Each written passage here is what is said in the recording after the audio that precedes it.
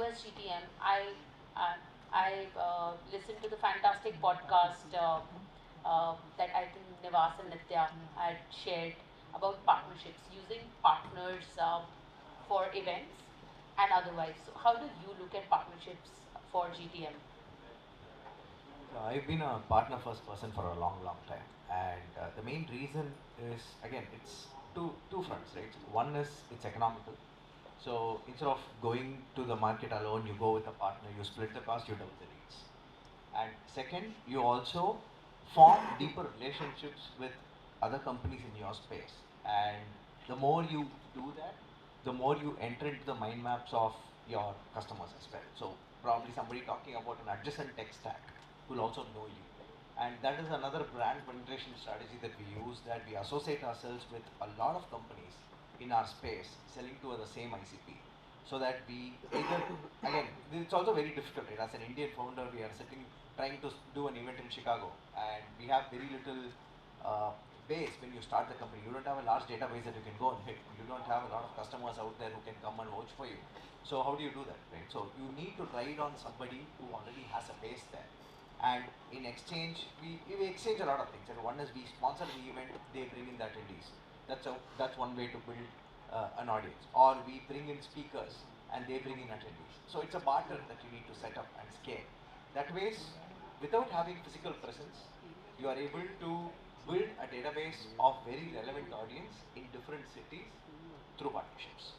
And that makes a lot of sense. And also, when you partner with somebody, you also build a couple of integrations and stuff like that that goes deeper into the workflow of a customer.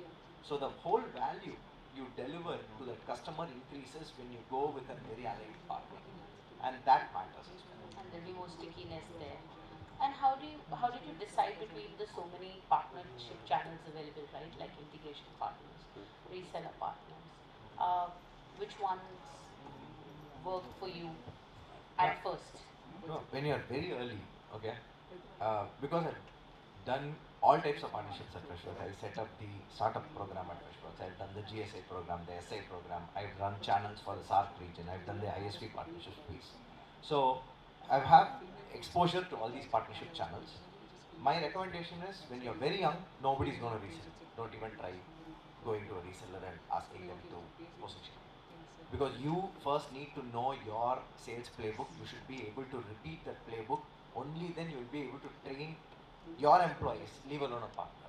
So without enablement, a channel partnership or a distribution chip will not work. Referral, yes, there are opportunities that you can explore, but again, you need to have a certain amount of brand presence and certain amount of product, and the product market fit should be established so that they can confidently go and put their name and refer you into customers.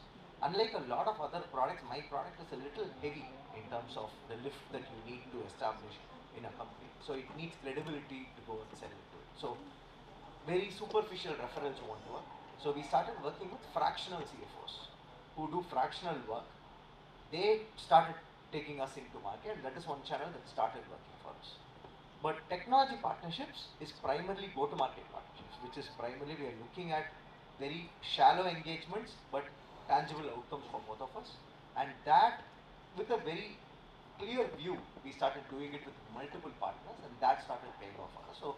So far, I'll say that is the biggest channel that is efficient, helping us to be efficient in some of our outbound that we are doing.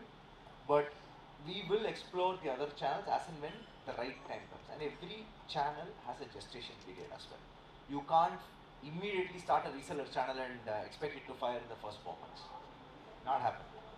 Every channel has a certain gestation period and depends on the product category and the product outcome that you have to drive. So you need to understand that nuance in that. Rajiv, how do you use AI internally in the GTM vertical at Spendflo? Uh, we've been experimenting a lot, but what we've really taken a call is we want to be very human. Bootstrap or VC? Depends. Right now we have VC back, so I'm gonna say VC back. Acquisition or retention? SaaS retention. Valuation or profitability? Since you're VC backed. good business. Horizontal SaaS or vertical SaaS? Depends, but right now in the AI world it's vertical.